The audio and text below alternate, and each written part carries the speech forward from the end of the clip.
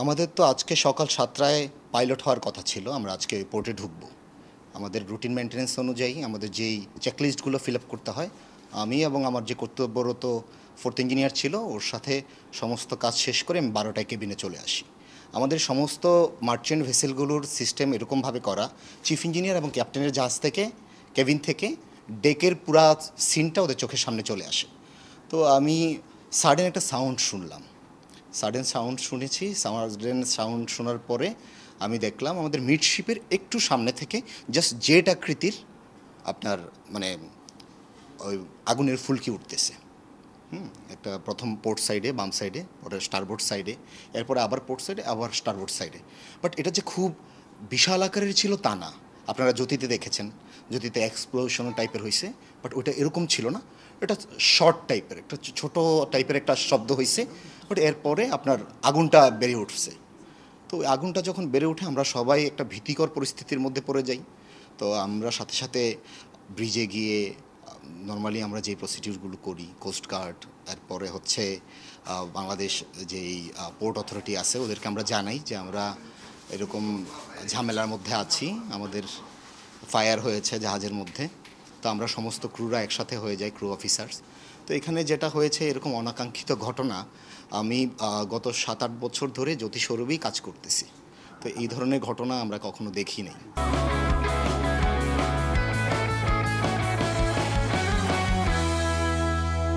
আমাদের জাহাজের সমস্ত প্রিকিউশন নেওয়া ছিল বিকজ অফ আমরা যেহেতু জ্যোতির যে ইনসিডেন্টটা এটা হওয়ার পরে আমরা লাস্ট ৪ দিন একই ধরনের প্র্যাকটিস, সমস্ত ধরনের ড্রিল এবং আমাদের যত ফায়ার এক্সটিংগুইশার সিস্টেম ছিল সব আমাদের অ্যাক্টিভেট ছিল।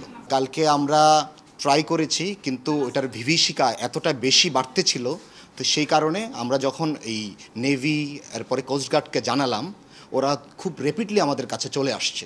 আমরা ওটা অ্যারেঞ্জ করতেছিলাম, আমরা প্রিপেয়ার হচ্ছিলাম, এর ভিতরে ওরা যখন চলে আসে আমরা সবাই রেস্কিউ হয়ে আমরা চলে আসি।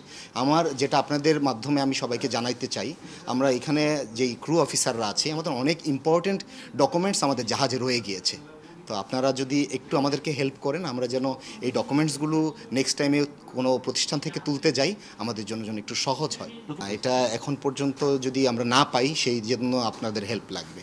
আর ওই বিভীষিকার বর্ণনা আমরা আসলে সবাই মানে একটা ট্রমার মধ্যে আছি, এটা আপনাদের বলে বোঝানোর মতো অবস্থায় নাই। কারণ আমাদের নিচে পানি আর উপরে হচ্ছে আগুন।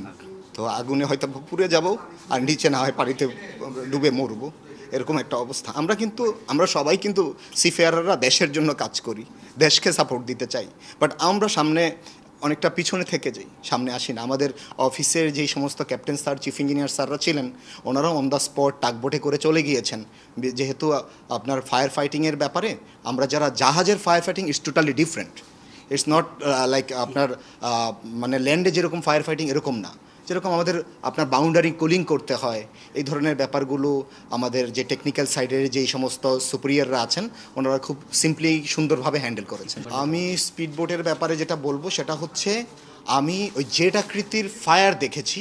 আমার একজন কলিগ ছিলেন, ওর নাম হচ্ছে আপনার ফায়ারম্যান তারেক।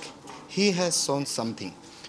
ও দেখেছে আপনার পাশ দিয়ে আপনার একটা স্পিড বোট বা দ্রুত গতিতে কোনো একটা যান আমাদেরকে ক্রস করেছে।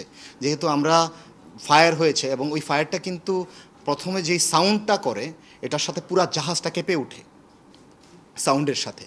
ছোট সাউন্ড হওয়ার পরেও কিন্তু র্যাপিডলি সাউন্ডগুলো হইতে থাকে, একটা সাউন্ড হয় প্রথম ছোট ছোট 4টা সাউন্ড, এরপর বড় একটা সাউন্ড হয়।